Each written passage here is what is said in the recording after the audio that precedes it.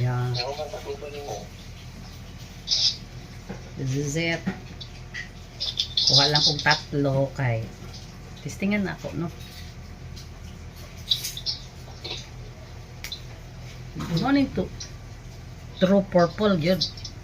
Original gini. Hybrid purple corn. So 63 days ipa-harvest na lang kay wala naman good ulan. So amo ning resulta. This is wala ko mag-mention og variety kay base sa mga agriculturist nga expert kabalo na siguro mo kung ano nga variety ni